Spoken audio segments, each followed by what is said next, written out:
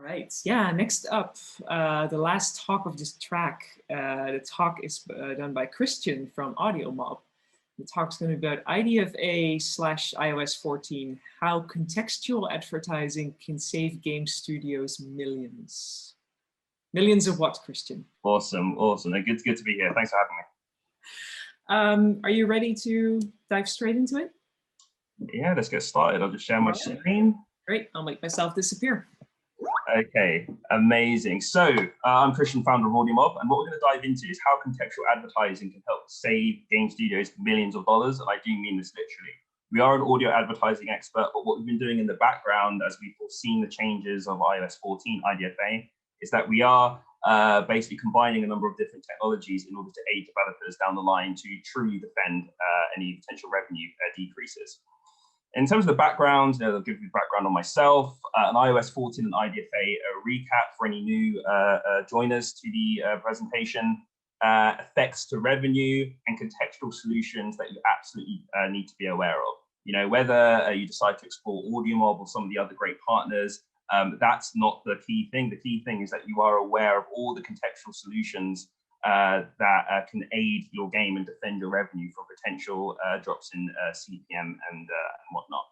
So background on myself, ex-Google, ex-Facebook. I was a strategist at Google and a science partner at Facebook, developed my own games, started streaming music into those games, and I teamed up with Wilfred. And then we stumbled upon audio ads, which we found to be a very effective monetization solution. And Wilfred is an ex-Google engineer. We teamed up and raised a couple of $1 million throughout 2020.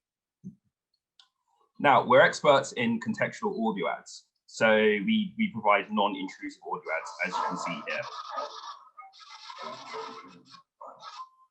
Whatever job you're searching for, you can find it on LinkedIn. First jobs, flexible jobs. And what makes us experts isn't the fact that we can just get an audio ad into the game, it's understanding the audio state of the mobile. ER jobs, Soho jobs, Shoreditch jobs, keep me away from this. So this is what happens when Central line jobs, banking jobs, building. There's an unmute panel, and we can understand the audio state of the mobile, so we can actually deliver ads that can be heard by players. Now, in terms of the IDFA and iOS14 recap, you'll know the IDFA is an identifier for advertisers, and we know that there is going to be a significant increase in opting out and sharing of this personal data. Now, this is going to be key for attribution, and I'm sure you heard number 8, who we'll be referencing later, talk about how this decrease in addressability, it's going to impact CPMs, and it's especially going to be problematic for mid-core game developers and games as well, where you orient your strategies around targeting high-spending users, or the whales, as you may know them as. Now, what we've seen various reports ranging from 40 to 90%. We are predicting that a lot of users are going to opt out, and this is going to lead to lower CPMs. The attribution will be severed, so the players that you know to target with this personal data, that data will be severed because of iOS14. And again, identifying the whales will be more difficult. And a couple of things I'm going to reference here is going to be the data that is affected, but the solutions to delivery, as well as accruing that data, these are the things that you should be aware of. Main data being affected, of course, being age, gender, interests, etc. Now, when it comes to the key solutions here, you've already seen number 8, next generation contextual advertising. This is what we're coining it as. There is going to be a way where you can use contextual advertising in order to replace the revenue lost that you would have accrued from your use of personalized advertising and personal data. And this is around cutting on-device technology to provide these new contextual signals. And what we're doing is we, as you know, of AudioMob, we are now working with many large publishers, and there is a new foundation of inventory available for new kinds of advertisers that you wouldn't have been exposed to before. So right now, it's mostly games, advertising and other games and whatnot, and it's all based around the install. But there are brand advertisers that are willing to spend the tremendous amount of ad dollars on contextually based in inventory. And I'm sure as you know by number 8 already, you've got the fact that you can identify people doing different things using contextual data, and the brand advertisers will pay a substantially higher CPM for this data. So it would make sense for AudioMob being the delivery solution, sourcing all of these different contextual data solutions in order to safely get the relevant data that your advertisers would need, so we could bid on gaming inventory and provide you that higher CPM, thus swapping out any potential revenue losses that you would have accrued from the iOS 14 changes. Now we're going to play a short video that describes what AudioMob will do, being the delivery part of this overall solution. So I'm going to hand it back to Kathy or Sally to play the video. Hello, I'm Finn Brewer. I'm the Chief Technology Officer at Ninth Impact. We specialize in creating games for television franchises. Our most recent release has been Big Brother the Game. With this game, we wanted to look to the future. AudioMob, it's something new. With no fees or minimums on checking and savings accounts, banking with Capital One is like the... Players who would watch an ad for in-game currency, they'll prefer audio ads. They're pleasantly surprised they can continue playing and be able to get a reward for it. The AudioMob plugin is, as Unity plugins should be, import, initialize, and go. Compared to banner and interstitial, the audio ads sit into a quite high value eCPM. That's the really positive aspect, that the audience can continue playing while the eCPM remains high. AudioMob is pretty IDFA resistant. The targeting is different. The ads don't require as much tracking, which is good because it's one network that'll be pretty resilient to the changes coming in iOS 14 for a mid to hardcore category game. In terms of what we see is that these engaged users who prefer not to pay for in-app purchases will go and listen to a lot of audio ads in a row, which increases the engagement. They get more out of, say, 5 minutes spent in the game than they would without having an audio ad on. This is a shift in how ads will happen in the next year. I think we're going to see more audio ads, and AudioMob has been great at helping us get this up and running very quickly. So that's a bit about what we do. And the core thing here is, again, at AudioMob, we are a delivery solution, and our foundation is contextual advertising. The advertisers that buy on context. So it's data such as the genre of the game type, app ID, audio intent signals around whether the player is listening to the game or whether the phone is muted or not, the quartile that they've listened to. Contextual audio advertisers are paying up to a 600% more in terms of a CPM compared to a banner, and it's without damaging retention as well. So it's not just the fact that contextual advertising and signals that you need to generate from your game to pass on to the advertiser. That's kind of the first layer that you need to be aware of. But then there's delivery solutions as well. Of course, AudioMob is a contextual-based advertiser, but whether you use AudioMob or not, as you search for all of these different kinds of advertisers that are contextually based, this is something that you need to constantly keep in the back of your mind. What data do the advertisers need to justify the higher CPMs? And the buyer mindset of a contextually based advertiser, they want advanced privacy compliant data. There are numerous companies that we do business with and that we're constantly creating new partnerships with. And this is via the advertising DSPs that we work with, whether it's Disney, Coca-Cola, GroupM, or Amazon. And the data and delivery stack that we're now generating here, there's AudioMob as one of the delivery solutions. There's number 8, absolutely amazing company that really is going to be the next generation of contextually driven data. And we've got other delivery solutions as well that we're looking to start working with, such as Instramatic, voice activated ads, where it's based on the interactions rather than the personal data. These are things that we're looking at.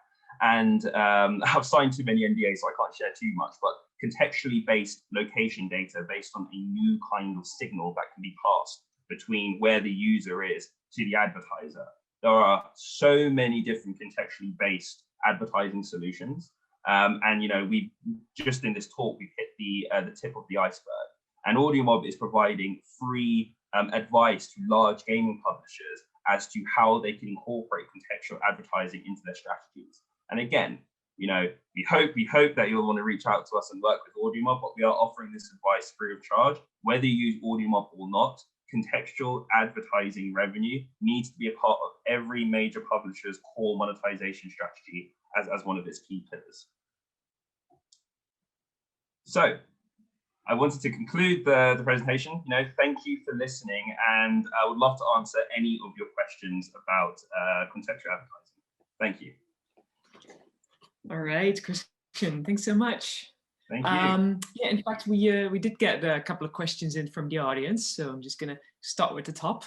First question: what happens with players who are always muted and or playing in public spaces or during transport?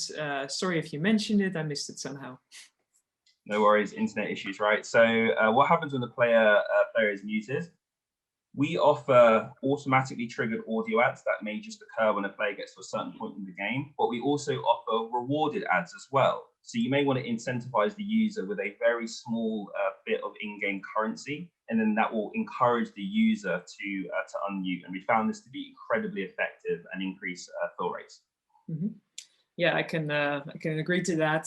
Since, as Christian knows, we integrated AudioMob in one of our games, where people, before they start a block blasting level, they can opt in to listen to an AudioMob ad. So yeah, it's rewarded in that sense, and then they can listen to it while they are blasting blocks. Right. Next one is, how does the IDFA issue influence audio ads? So yeah, really good question. And to be honest, like in 2020, when we were researching this, we kind of knew that audio ads were in the clear. So audio advertisers, they buy based purely on context. So they don't really need to know who the user is. They need to know what the user is using. So you can use things like game type. Let's say there's a racing game, for instance, then you might get Volkswagen that will want to bid on any kind of racing game for that brand, that branding. So IDFA really doesn't affect audio ads at all. And what I mentioned is that, it's about the data and the delivery. So we can deliver the ad in a non-intrusive way, but when it comes to the actual data that is needed, it's all contextual and it's not affected by IDFA at all, thankfully. Okay. Same person had a little bit of a follow-up question to that. What would your advice be to make dealing with IDFA? What would your advice be, basically? To deal with IDFA? So there are so many different strategies here. So for instance, definitely exploring mediation as well. So you can claw from different sources, because some ad networks will be affected way more than others.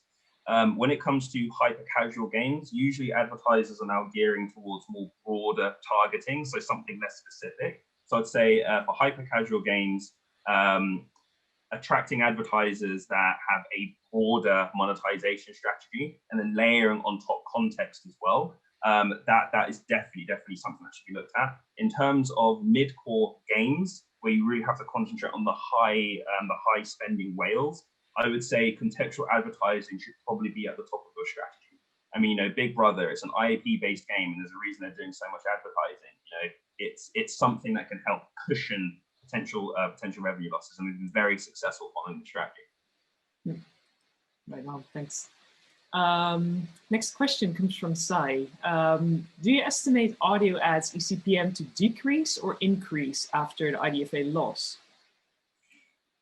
We expect it to increase for two reasons. The first thing is that AudioMob is designing a new category of advertising. So, and when that occurs, you're going to get a lot of advertisers piling in. And as the amount of integrations that we get, and it's becoming substantial now, as the amount of integrations that we get and the amount of daily active users increase, the more inventory there is for the advertisers to start spending on. So it's like a great version of a chicken and egg, where the more inventory you've got, the more they'll spend, and the higher the CPM will be. When it comes to IDFA, we actually, again, we don't expect a decrease because it doesn't affect audio ads, but based on the progression of AudioMob and all the big publishers we're integrating with, the CPM will just naturally increase. Mm-hmm. You just mentioned an example of like Volkswagen having their ads in a car game.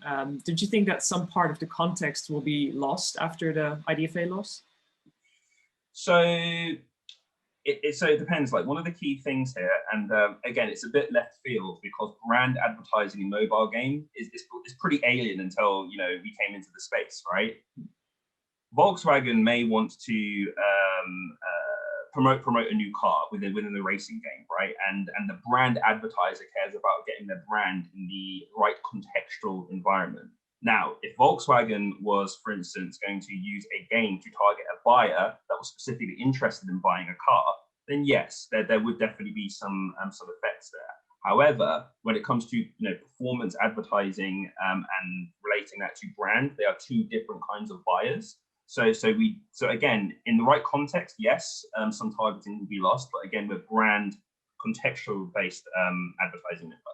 Mm-hmm. Yeah, that makes sense.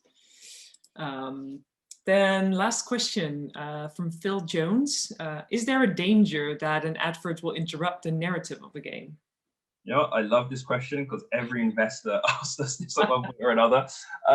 So no, you know, again, we would love to work with every single game developer in the world, right? But some games just aren't meant for AudioMob. So, you know, story-driven narrative games or games where, you know, you're aiming and trying to, you know, defeat your other player listening for footsteps. We don't integrate AudioMob into these kinds of games. We only integrate AudioMob into, you know, mid-core, hyper-casual games where there isn't really a story narrative.